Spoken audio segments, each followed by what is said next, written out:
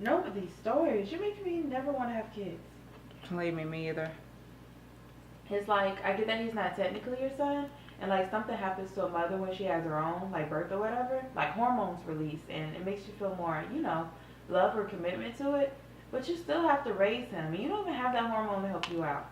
So I'm saying I feel for you because I know it's not the same. It can't be, that bond.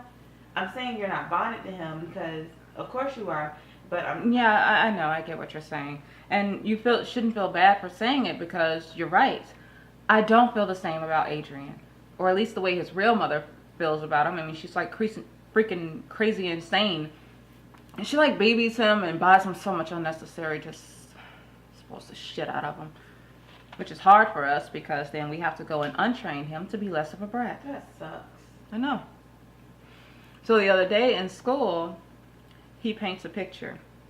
It's a picture of him and his dad to his left, his mom to his right, and our dog Lady to the right of her, and then way on the other side of the page is me.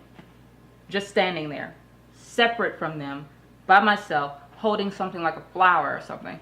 And I'm like, this little motherfucker places the dog next to him over me, who raised him since he was like fucking 2 years old, and pardon my French, wiped his ass till he was about 5. I mean, I've been just as much as a mother to him, and he's all like, throw her to the side. Like I'm his side bitch. I'm sorry, Diana, that's terrible. You do so much for him. I know. And you know what else?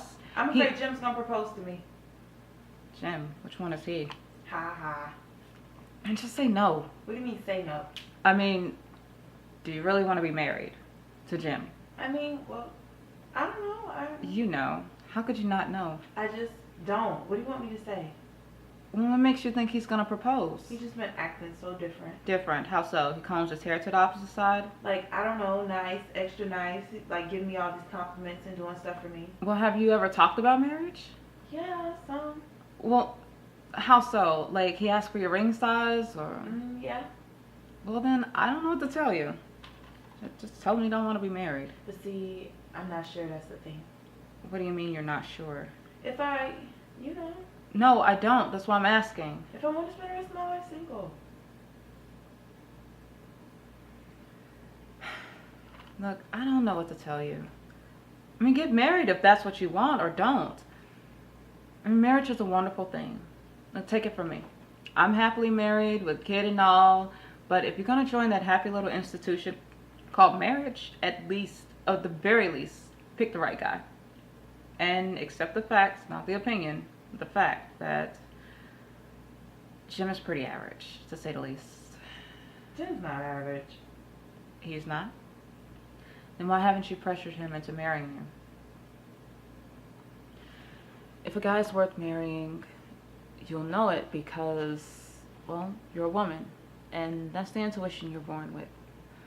Hell, if a guy is worth marrying, then hell, he'll go through any means necessary. We proceed forward, forcefully, ruthlessly. We take what's ours, and as Beyonce would say, put a motherfucking ring on our finger. I hate Beyonce. Nobody hates Beyonce. I just wanted to finally come out trans. That was soft humanity. If he's the right guy, then you'll know it because you'll become desperate. I don't know if I want to be married. Well, then there you have it. And I agree with that conclusion.